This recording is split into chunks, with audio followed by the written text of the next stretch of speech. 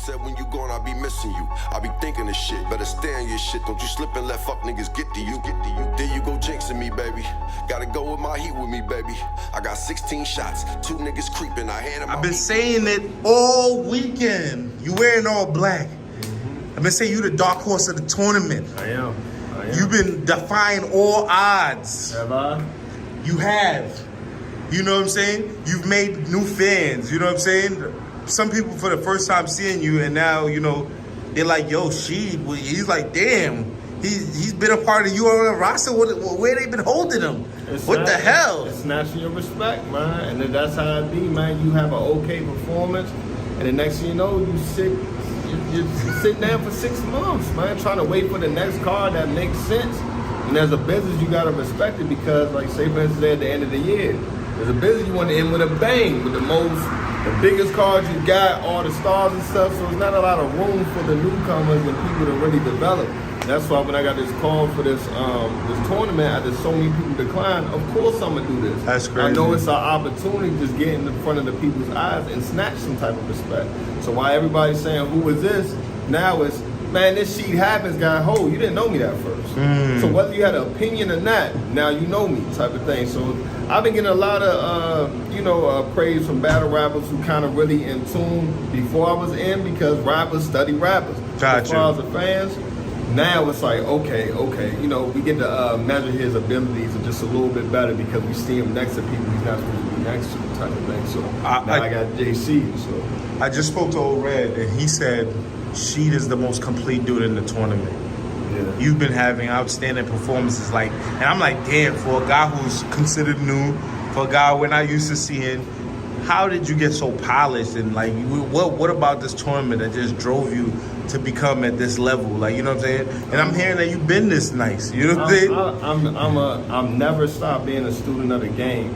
I'm on a couple of your videos when I'm in the background not saying a word, not saying a word. See all the stars talking, I'm just up there soaking up game type of thing. I'm not trying to, you know, brush elbows type of shit like that because I haven't done nothing, man. I know this game enough that I was a fan that if you don't have these accolades, you can't even talk to certain people. So why would I let somebody on camera talk to me a certain way when I haven't had these accolades?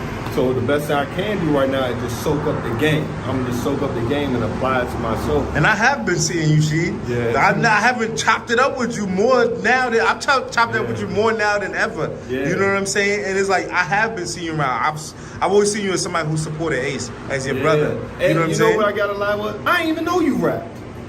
And that's the thing I love was because I'm not one of the type of dudes that's, I'm gonna let my work speak for me. So if my work ain't speak yet, I'm not gonna introduce my work to you yet. Like type of thing. Like, yeah, I rap, check me out. Man, I know, come on, man. I know you got a lot of things you gotta do, man. If you get around to it, you'll get around to it. But hanging my hat on that, I'm not gonna do that. So I'm gonna make y'all come to me. Yeah, hey, that's how it Pull be, up on, come to my hotel, nigga. That's how Call it my be. shit. That's how it be, Nah, man. respect. So, with that being said, man, I'm just glad that I'm snatching a lot of respect right now and getting a lot of eyes, you know, because you can get stuck on this hamster wheel, man. And that's why I commend a lot of people that, a lot of veterans, mid-tier, whatever, who reach down to the people that's on the hamster wheel because I don't know how long I'm going to keep on battling people in my class, 6 months out.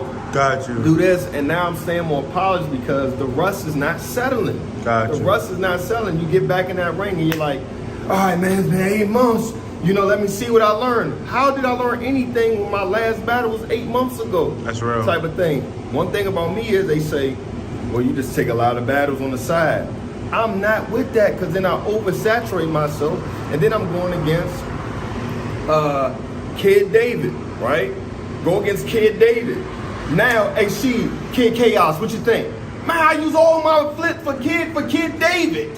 You know, somebody that I don't even know about, type of thing. We don't even know. I don't, you know, I just made that name up. So this is what I'm saying. We got you versus Kid Slade. Damn, I just went against Kid Chaos. That took a lot for me to come up with after Kid David. Yeah. I'm not about to oversaturate myself. That's why I salute Jazz a lot, man, because who cares how many battles she's had? You know, it's her brand in between that's kind of so, you know what, with merch, I'm gonna have my brand. You know, with being on the scene, I'm gonna have my brand type of thing and make people want to see what's going on. So that's just how I move, man. I try to work a lot smarter, man, not harder. Now, you got none. I don't have nothing. Sorry, dog. Oh, sorry, guys. Now, none. Dope competitor. Then True Foe, dope competitor. But now, I feel like, of course, every time, every piece of the tournament, it gets harder and harder. Every round gets harder, tougher and tougher and tougher. But this one right here is not just a tough round. You're going against one of the greatest to do this. One of the toughest competitors. Number 2 in the world. Number 2 in the world. 13 I think 13 winning streak. Yeah. So yeah, you've been doing your homework, right? So let's look at it this way, right? For somebody who's not supposed to even make it this far, right? It's okay. For example, True Foe, my guy, he lost against me. Side True Foe, you gotta get your out of here. You've done enough. You're done enough, man. You are here. You're solidified. Real shit. Right now, how I feel is like, you know what, you leave regardless. We rocking with you, man. The display that you put on is cool.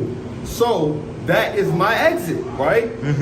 But you win this. It's like, what is wrong with this You nigga? need to tell me he beat the number 2. And Let's Talk Battle Rap had an interesting stat. Okay. If I win against the number 2 person in the world, I'll automatically jump up into almost like the top 10. Because you take out a pioneer, boom, you stop a 13 win streak, being a rookie in the league for 2.5 years, making it to known before the money. Before the money. Making it to known, that's something that's back home for me is crazy. You scrape that off the table. Then winning 100,000, it's a lot more to scrape off the table. So I'm going for the table. I said the analogy earlier is, when you bet at the casino, when you got a pocket full of money, you bet a little stupid. You bet dumb, and then you hit a little better.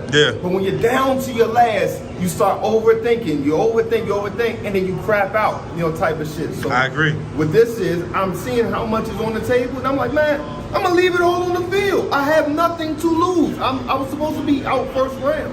So I'm not gonna lie, they didn't even expect you to be here. Like, they didn't expect nothing.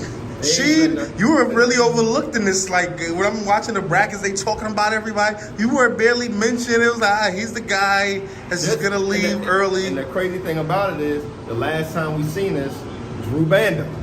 It's the last time we seen it. He's out of here. That's a free win. But when you do that, you end up lowering the expectations. So now when boom, it's like, oh my God, that was crazy because you put my expectations so low. Similar to the geek that dresses up for the first time at prom. It's like, oh my God, she looks amazing. Rather than the girl who's been doing that every single fucking day, the appreciation goes down. It goes further down. So with that being said, they had me losing on the None pose, had me losing on the True Foe pose, and they had me losing on the JC pose. With me being a student, None 19 to 81%, True Foe 19 to 81%. Now, in your opinion, is JC a harder opponent? Yes. Why am I 26%? Woo! Yeah, I'm still losing, but why am I 26%? You gained some fans right there, B. It should be worse. It should be like 92 to 8%. It should be like, nigga, you ain't 5%. Yeah. 1%. Yeah. They're seeing what's going on, they're more in tune. And if you start adjusting to my side of people who are really in tune to it, you start measuring. If you're a real fan of battle rap, you start saying, well, who has JC had problems with? Twerk, K-Shine, performers. When T-Top, he's not a big performer, but he got a dancer to come in and perform for him. And that really sold it. So it's like, I got 16 shots, 2 niggas creeping, I hand them out equally, baby. You don't know what you mean to me, baby. Keep it tight like the gene on you, baby. Pulling racks out the safe and we gone. I'm just at the casino with baby.